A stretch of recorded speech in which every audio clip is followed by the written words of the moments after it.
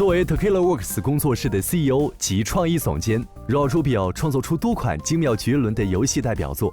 拥有创始人身份的同时，他也是一位知名导演。下面有请 Tequila Works Founder、CEO and CCO Raul Rubio 带来他的分享：互动叙事，美妙的文字之旅。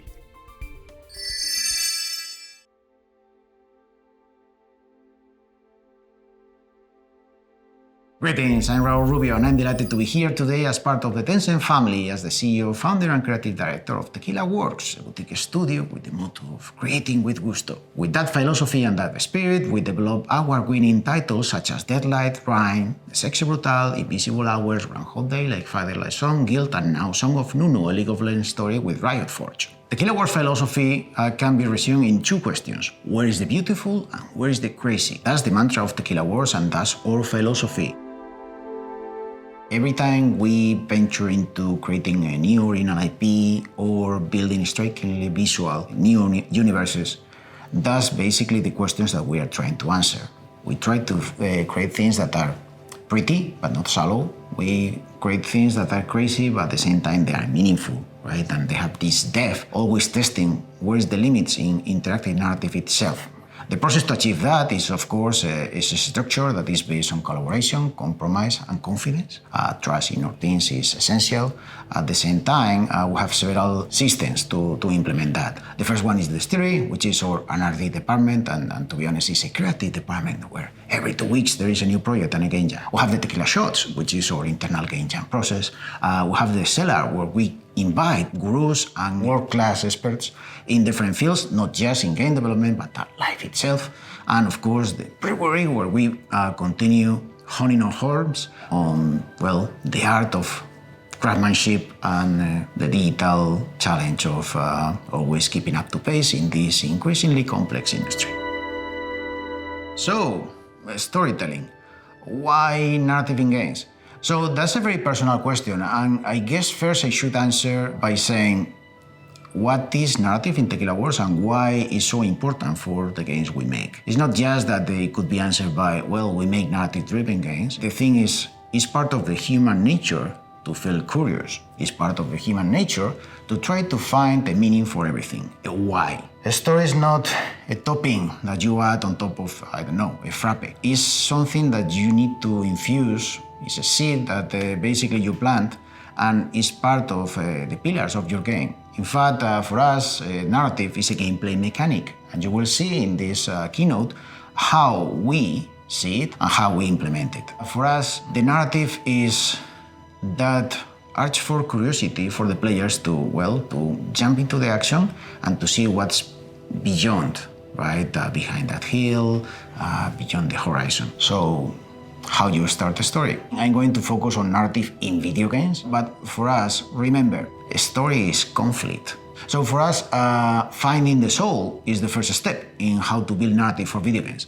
And that soul is, of course, the subject. And that subject could be sorrow, regret, friendship, family, revenge, or hope. And basically, that primal emotion is what we want to evoke in players. Remember, unlike other mediums, you don't have an audience, you have actors. The players are the actors, and they are not there just to be a passive audience that they are going to receive. They are actors that basically they are going to feel what they experience. That's the difference. So of course, in order to transmit those emotions, that soul is not a process that should be driven by one department. Usually games are either driven by technology, design, or art. Here is a collaborative process. So even narrative is not driven by narrative. Narrative directors or writers. It's a collaborative process. In fact, you need to see what's the point of view of design, art, code, animation, music, and sound, because, yeah, we always forget about them. The thing is, everything adds, and this is a global conversation, and this is a conversation that you should have, because first, it's going to be really useful to anticipate how your players are going to feel. It's going to be critical, so your publisher, management, or client are going to receive what you are planning, and what is your vision for that. But also is key for everyone to be on the same page. This is the game that we are building. This is what it is about, right? And it all starts with one single emotion.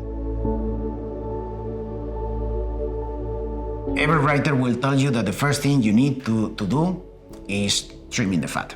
I mean, that's true for a novel, either you're Stephen King or George R.R. Martin, and that's super important for a game. Because remember, a game is defined by its scope, and the scope of a game is defined by its limitations. Doesn't matter that you created this saga with 500 characters that is going to span over 3,000 years, because sorry, in your video game, it's going to be defined by how length is the experience, the gameplay mechanics, your number of playable characters or heroes, the NPCs, the biomes or regions or locations or levels or whatever.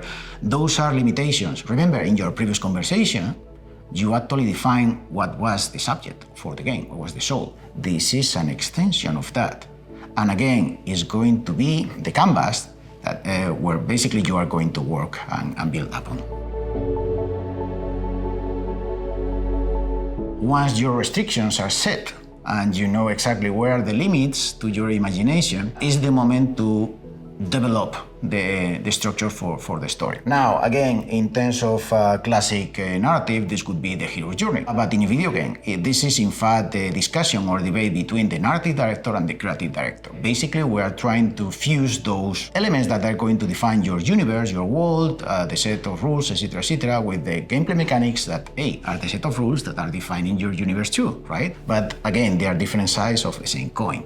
Obviously, this is a conversation that is an iterative process, and we call it bunker mode, because basically you're going to isolate yourself from the world until you find a solution that is not just interesting or groundbreaking, but also, remember, again, it needs to be fun, it needs to be engaging. It's something that, again, for all the parts involved, is going to be very enlightening.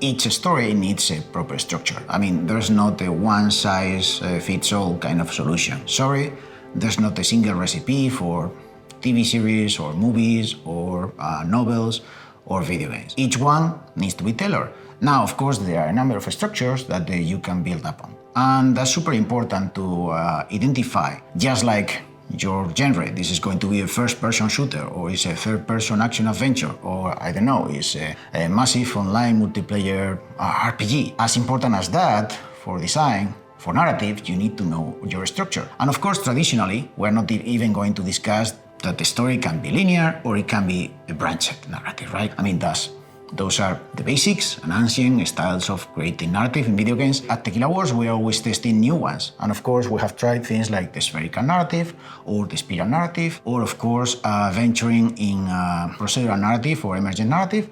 But the thing is, doesn't matter if it's the worldless world of rhyme or it's going to be the real-time narrative of a Groundhog Day kind of game like the Sexy Brutal. It is something that you need to identify after you that plot or structure that you define with the creative director. To give you a couple of examples, traditionally, for example, in a game with a pyramidal structure or a branched narrative, you would be the center of the universe. And again, as a player, that makes you feel good. But, I mean, we are all aware that that's not how reality works. I mean, basically, you can get immersed in this kind of world, but something feels off. Because, I mean, all the universe is bending up to you. Nothing really happens until you are there, because again, you are the center, you are at the top of the pyramid, and you slowly go through all the ramifications and all the branches until you reach to, I don't know, one conclusion to the story. Compare that, for example, to the spherical narrative that we define for groundbreaking titles such as The Invisible Hours or Groundhog Day. In the sense that, first,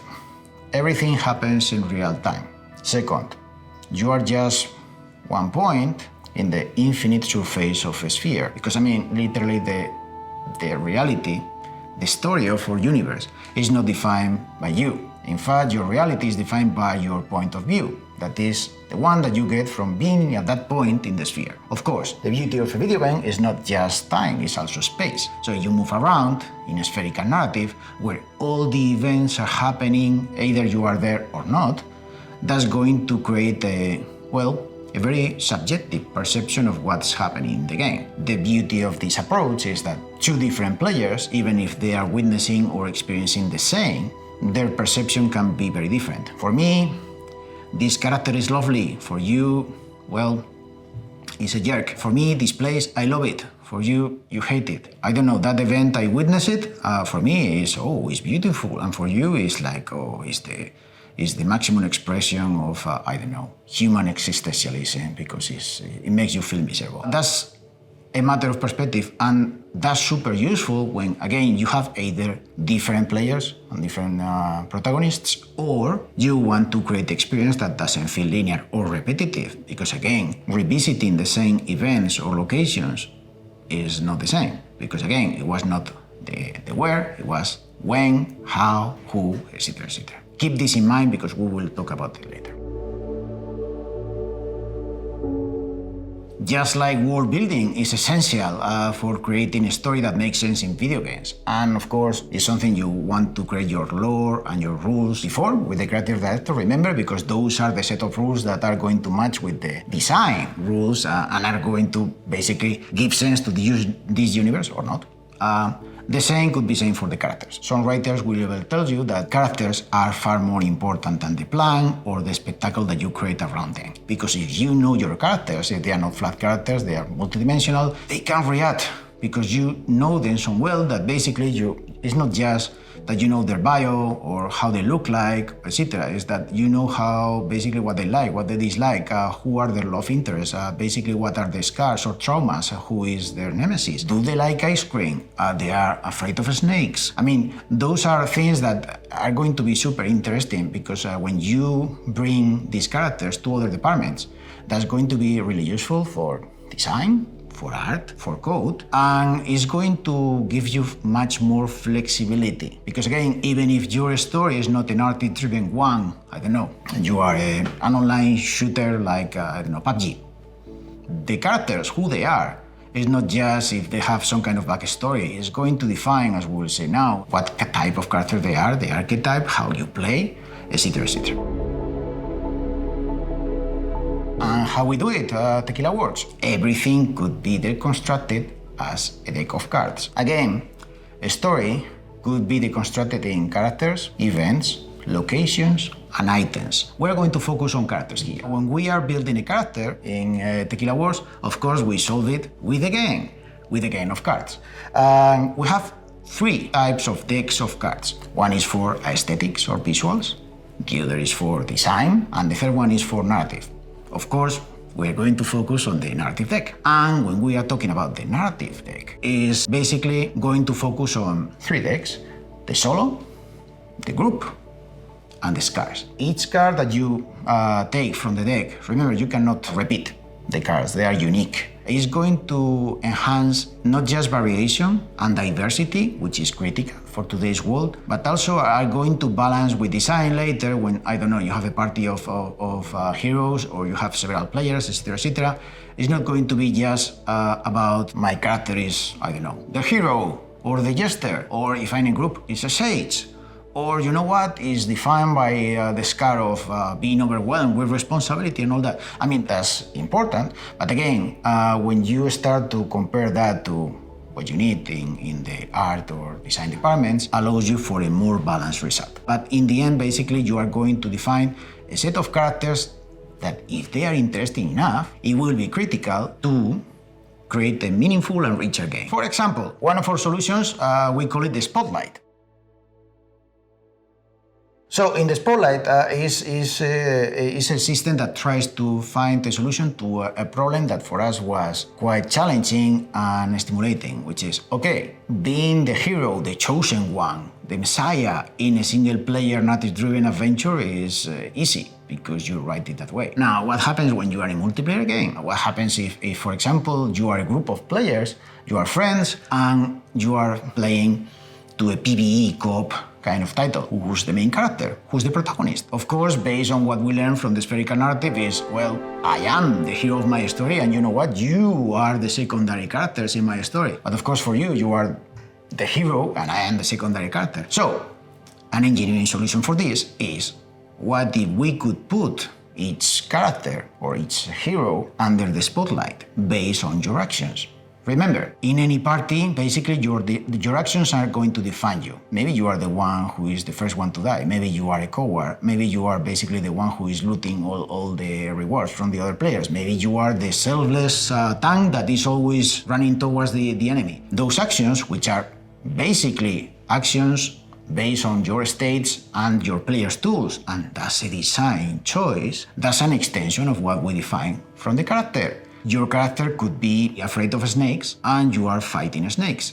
Of course, as the player, you don't need to be afraid of snakes, but you are overcoming your fear. From a narrative perspective, you could create some kind of emergent event that, even if it's just a dialogue, is going to reinforce your empathy to that character. In the end of the run, of the game, basically is going to make you resonate more, and it's not just a faceless avatar anymore, because you could empathize with the actions because you were the one who was acting, creating those reactions. From a more complex subset of rules, basically you are going to play with, again, with the characters, the events, the locations, and the items, aka MacGuffins, to build special nodes or even linking to the different tools that your system may have. Obviously, maybe you have an AI director that is going to balance the gameplay, the challenge, the difficulty. Now you are going to have a plot director that is going to manage how the plot is going to be developed based on what the AI director is doing. And you maybe have even a memory director that in fact is basically like the script person in the past that was making sure that everything you are doing in the game is aligned with what the universe of this game is telling you that you can or you cannot do. Now, it's like, yeah, that sounds great in theory, but how you do it? Well, as I told you, you have several directing systems. You have an AI director, and everyone can understand that, right? Dynamic difficulty, the encounters with the enemies, the number of enemies, the kind of rewards you get, that's something that can be managed in base, I don't know, in your character level, the number of players, etc. Everyone can understand that. The thing is, the plot director can be defined as well in a gameplay point of view if you see it as a mission generator. For example, I mean, there are many more, but the mission generator works like this. I mean, any mission basically is going to be a story. An advertisement is a story that is telling you that you should buy this product. A mission in a video game or a quest, in fact, is a story that is telling you you need to do this to get a reward, progress in the story, whatever, right? You need a plot. The plot is useful for the player, but again, as an internal system, is going to define the rest of the parameters. It's going to set some limitations to your rules, such as the setting. The setting is not just the biome. I mean, it's not going to be just the ice world. It's going to define a lot of things. Like, I don't know, if my level is set on the moon, maybe the gravity is lower, right? Or maybe there's no air, and I need some air or I die. That's going to be super interesting because, again, for a level design perspective, that's going to define things like the hazards or traps or, the kind of modules that I use or not. The second thing is the factions. Who is involved? I mean, you can say, okay, the factions is very simple, right? Because it's either, I don't know, I'm going to fight these enemies or the others. It's going to be zombies or dinosaurs. Remember, the factions are aligned based on their alliance to the characters, the players, the NPCs, or other factions. So imagine that, I don't know, you choose the setting of the junkyard. And in the junkyard, you are going to fight a gang of goons or punks, and then there's going to be, I don't know, the federal government forces, right? What happens when the goons and the agents face each other? They are enemies or they are allies? I mean, that's going to have an emergent effect on what happens during the mission, right? Because again, this is like if I'm playing Star Trek and I'm the Federation and I'm entering this space and there are Klingons, but now Romulans show up. It's like, okay, what happens? The Klingons and the Romulans fight against me, or they fight each other before fighting me, or they ally with one of them is going to ally with me, or so and so. And of course, that's super relevant based on the event. The event is related to the plot. It's basically what happens during the mission. If this would be Teenage Mutant Ninja Turtles, this could be the plot of the episode, right? I mean, like, Michelangelo wanted a pizza. He did everything he could, but by doing that, he exposed himself and now he's being chased by the cops or whatever. In any quest, this is going to define the gameplay. Like, I'm going to rescue you, or I don't know, it's going to be a stealthy mission, or it's going to be a one versus all, or it's going to be like protect the innocent bystander or whatever. That's going to have a ramification based on, again, the factions that are participating and, of course, where I'm playing, and so on, so on. Modifiers, of course, is like, is there any effect in my game where it's raining? I don't know, maybe I'm a robot. There is poisonous, toxic mist in the air. Well, okay, maybe that's something that can create some kind of continuous damage over time. Or, I don't know, maybe raises the death from their graves. I have no idea. But that's super interesting because it's an element that is going to make everything more varied, diverse, and non-repetitive. When you combine it with the rest, of course, has, well, unforeseen consequences. Difficulty, as we mentioned, is you have this AI director that, of course, is adjusting it, but the difficulty is not just to making it something like more challenging, like it needs to be more and more difficult so people keep playing because otherwise it gets repetitive. It's also a way to balance this pacing, because if your game is so action-focused that, you know what, there's no room for dialogues, nobody's going to pay attention when you are saying, "It lit, soccer." You are shooting aliens and you know what, you didn't even pay attention to that. Yeah, that's a problem. Of course, difficulty can be also a way of balancing those moments when you are setting up your mission. We could go song, like for example, the mixing element, that is something that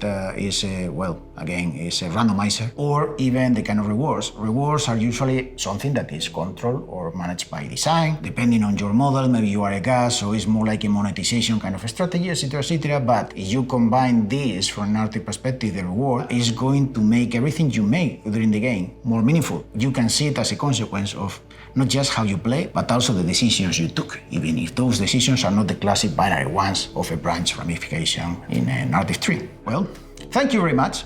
It was a pleasure to be here today. I really hope that this little glimpse into the process of how Tequila Wars deals narrative and interactive narrative is opening your perspective on how can you enhance your games. I guess you have a lot of questions and I will be eager to answer all of them and when we meet in person. Until then, thank you very much for your attention and have a great time. See ya.